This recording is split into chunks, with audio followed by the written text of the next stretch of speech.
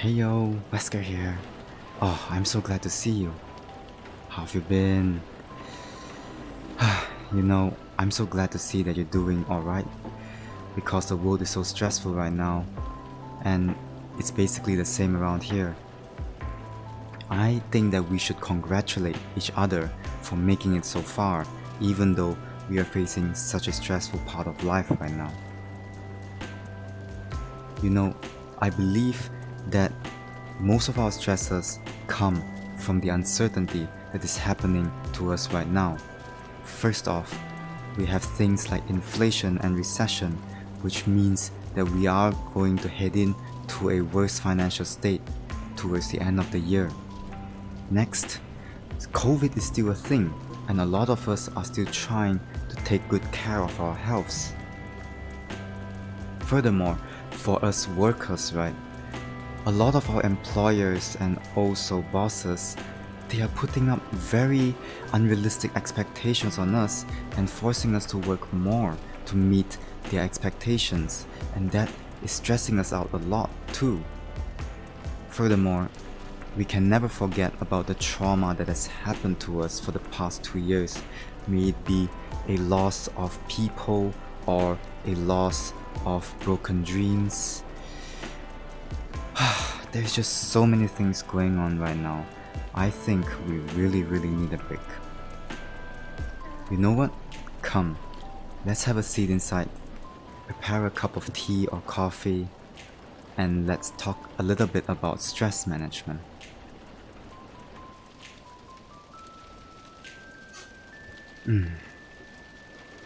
Have a seat. I hope that you have a cup of drink ready, relax, and today I'm gonna talk to you about stress coping. So, what is stress coping, right? Stress coping is basically to ensure that your stresses don't get out of hand and also that it doesn't get to us. Basically, we're trying to keep our stress levels manageable and also to ensure that we do not break down from stress. Why do I think that talking about stress coping is more important in terms of stress management is because our current world is so uncertain, right? The endless barrage means that we cannot have a rest from all the uncertain things that's happening around us. So it is important for us to manage our stress when it's coming to us, and stress coping is the best method for it. In my pursuit to understand stress coping, I have found an inventory online which is called the Coping Orientation of Problems Encountered Inventory, or it is abbreviated as COPE Inventory. This inventory is designed to evaluate the coping mechanisms that we employ when we are under stress, and they are both healthy and unhealthy coping. And in healthy coping, there are both emotional and also direct coping. What healthy stress coping basically means is that people who rely more on healthy coping has been correlated to better mental health than people who relied more on unhealthy coping. So for today, right, I am going to detail about healthy stress emotional coping, and then I will introduce to you what the healthy direct coping are and also the unhealthy copings. Without further ado, let's move on to the main content of the day. Based on the COPE inventory, we have 5 healthy stress emotional coping. The first one is called acceptance. In acceptance, we basically accept and live with the stressor that we are facing. We are embracing it as part of our life, maybe because we couldn't change it or that it is a natural part to our growth. For example, when we become adults, one of the things that we cannot avoid is called taxes. So in order to pay all these taxes, right, we will have to work, and that's why all we can do is to accept that taxes is a reality for us adult people. The main advantage of acceptance is that we can be more at peace with it, so it is easier for us to look at it as a whole and think of solutions in the future, how we can better manage the stressor. That is why acceptance is considered a healthy emotional coping. The next healthy stress emotional coping is called positive reframing. Here, we look at our stresses positively, that it is good for our development, and also that there is something good to be gotten out of it. For example, well, this is more relevant to me, is after I quarrel with my friends. Quarreling with my friends is actually really stressful for me. So after the quarrel, I tend to stand back a little bit and tell myself that with this quarrel, right, I get to learn more about my friends and also myself, so I can be a better friend for them in the future and reduce the chances for us to quarrel again. With positive reframing, we will be more motivated to work on the stress directly. That is why it is considered a healthy emotional coping. The third healthy emotional coping is called humor. As its name suggests, you're basically laughing at your stressor, making jokes out of them, and also generally not being too serious about it. So for example, you have a particularly rough day at work today. What you can do is that you can focus on something that you find particularly funny about that day, magnify it, make jokes about it, and just basically laugh at it. Who knows, you can even share the jokes to your friends and share the laughter together. Some people may deem humor as inappropriate, especially in stressful situations. However, psychological research would suggest otherwise, because humor is an incompatible emotion to all the negative emotions that you feel from stress. And with humor countering all these negative emotions, it basically calms you down more and also primes you into working directly on your stressor. That is why humor is considered a healthy emotional coping. The next healthy stress emotional coping is called social emotional support. Here, we discuss with our trusted friends and family members with our feelings, especially on what is stressing us out, and at the end, seek comfort from them. For example, after you have went through a particularly traumatic experience, you can look for your closest friends or maybe even a close family member that you share your feelings with, and then discuss all your feelings and thoughts with them. After that, if you feel like you have to shed some tears, just go right ahead, and then finally spend some quality time with your friends and your families. The main advantage of social emotional support is that you can share very intimate information about yourself, which is your emotions, and this will help you build more meaningful bonds with your friends and your family, and that is a very important factor to reducing loneliness and also prevent isolation. The next advantage is that you are engaging in a narrative when you're discussing about your thoughts and your feelings. Here, you can further organize your thoughts and feelings together so that they are less confusing to you. This can help you in the future when you're trying to work on the stressor. So that is why social emotional support is considered a healthy emotional coping. The next healthy stress emotional coping is called religion, and here you basically engage yourself more in religious activities and pray more. The main benefit of religious activities is they are correlated to very calming emotions, for example, purposefulness, forgiveness, and even content. That is why religion is considered a healthy stress emotional coping. Now, that is all for the healthy stress emotional coping based on the cope inventory.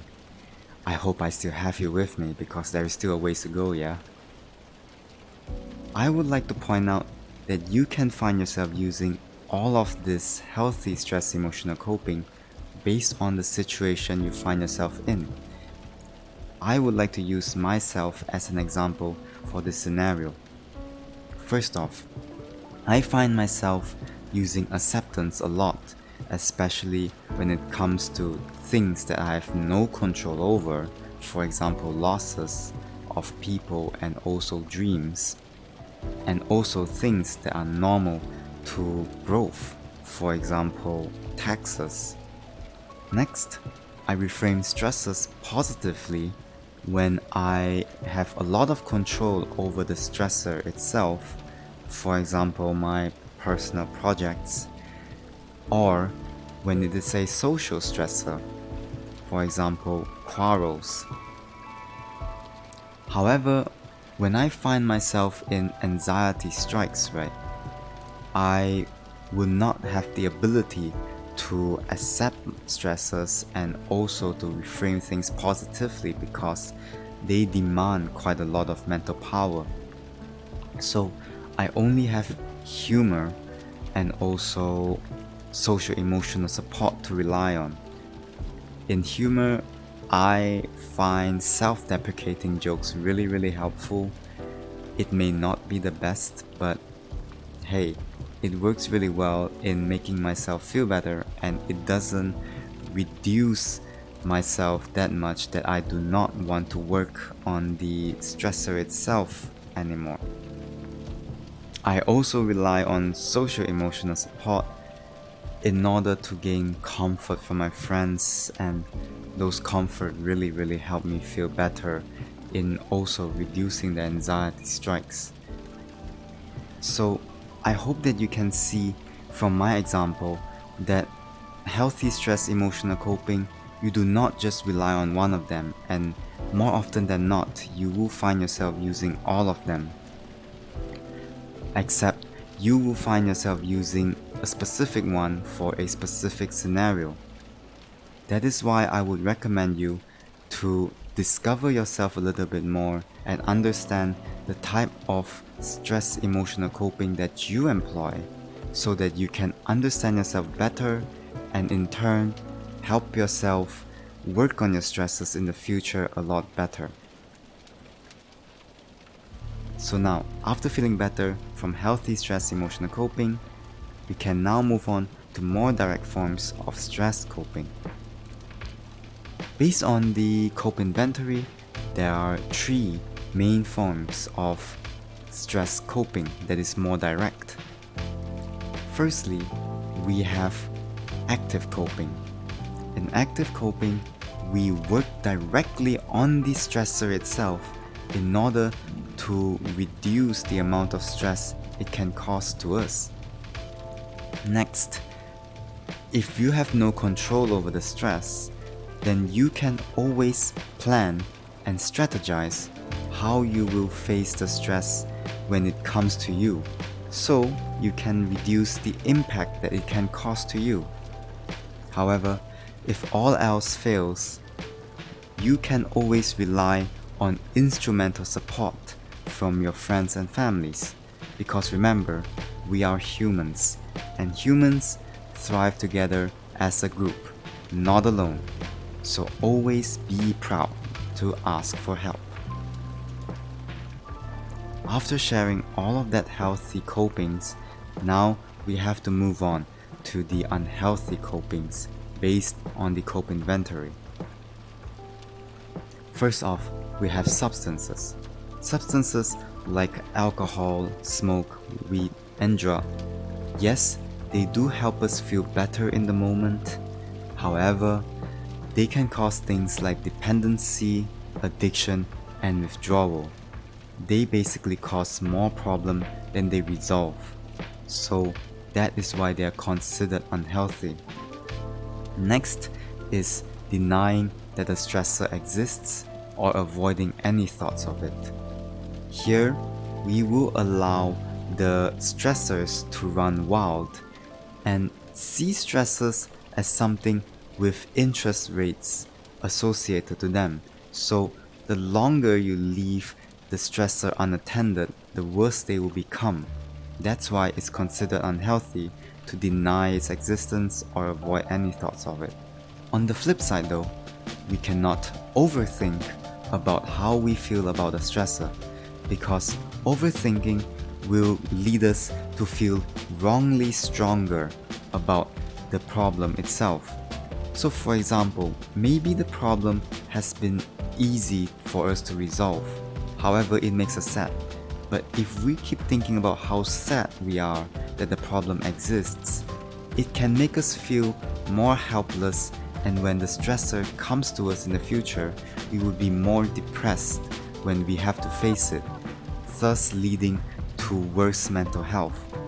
That's why overthinking about our stressors is unhealthy for us.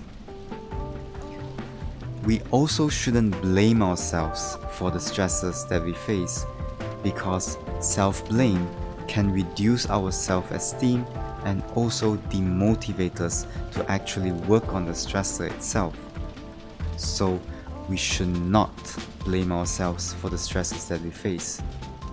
We do indeed feel better when we employ all these unhealthy stress coping. However, they are like parasites. They cause more problem than they resolve. So it is never recommended to apply any of this unhealthy stress coping. If you find yourself relying heavily on any of this unhealthy stress coping, I will urge you to meet a mental health professional to help yourself. They can help you to reduce the unhealthy stress coping that you are employing right now, and maybe, hopefully, gain new healthy stress coping for you to actually feel better about yourself and also become a better you. So, how are you feeling right now? Have you employed any of these stress coping mechanisms? What do you think about them? And in general, just how have you been for the past few months and even years? Share it down in the comment section below. I would really like to hear from you. We have finally come to the end of the video. Thank you so much for listening to me and for paying attention for such a long time. I hope that you have gotten a good break, and now that you have more energy to keep fighting the good fight. Stay safe everyone. I hope to see you again soon.